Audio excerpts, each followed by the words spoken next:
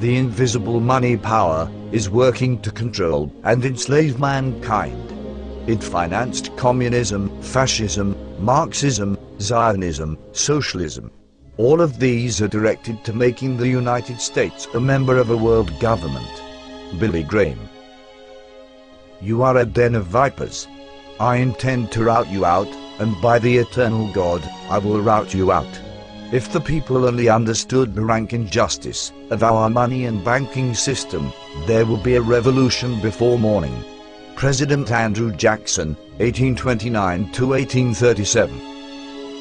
I am concerned for the security of our great nation, not so much because of any threat from without, but because of the insidious forces working from within. General Douglas MacArthur. The orders, working and involvement in America is immense. The real rulers in Washington are invisible and exercise power from behind the scenes. Felix Frankfurter, 1882 to 1965, a U.S. Supreme Court Justice.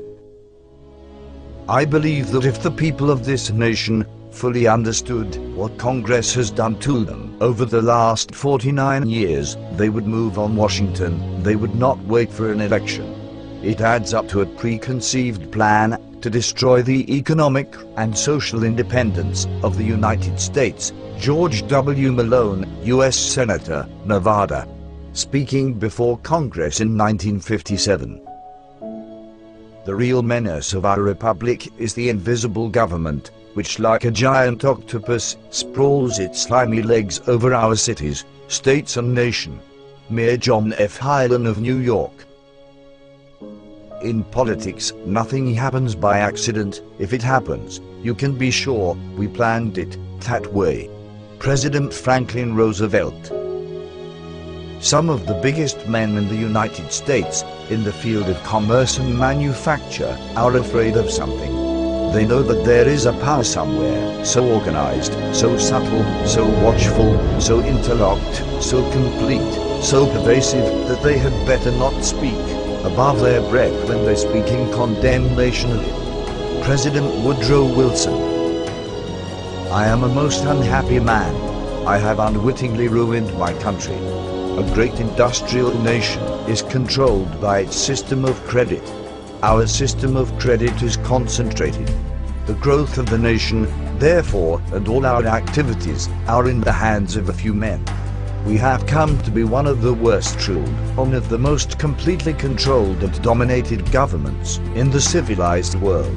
No longer a government by free opinion, no longer a government by conviction and the vote of the majority, but a government by the opinion and duress of a small group of dominant men.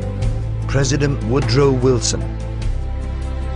Single acts of tyranny may be ascribed to accidental opinion of the day, but a series of oppressions, begun at a distinguished period and pursued unalterably through every change of administrations, plainly proves a deliberate systematic plan of reducing us to slavery. If the American people ever allow private banks to control the issue of their currency, first by inflation and then by deflation, the banks and corporations that will grow up around them will deprive the people of all property until their children wake up homeless on the continent their fathers conquered. Thomas Jefferson. It is not my intention to doubt that the doctrine of the Illuminati and the principles of Jacobinism had not spread in the United States.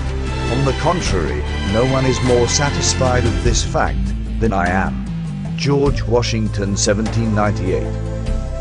Ladies and gentlemen, the very word secrecy is repugnant in a free and open society, and we are, as a people, inherently and historically opposed to secret societies, to secret oaths, and to secret proceedings.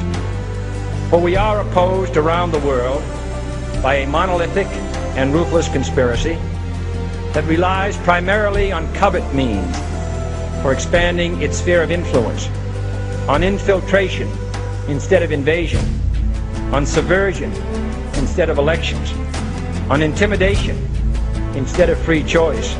It is a system which has conscripted vast human and material resources into the building of a tightly knit highly efficient machine that combines military, diplomatic, intelligence, economic, scientific, and political operations.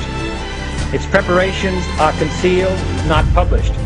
Its mistakes are buried, not headlined. Its dissenters are silenced, not praised. No expenditure is questioned, no secret is revealed. That is why the Athenian lawmaker Solon decreed it a crime for any citizen to shrink from controversy. I am asking your help in the tremendous task of informing and alerting the American people, confident that with your help, man will be what he was born to be, free and independent.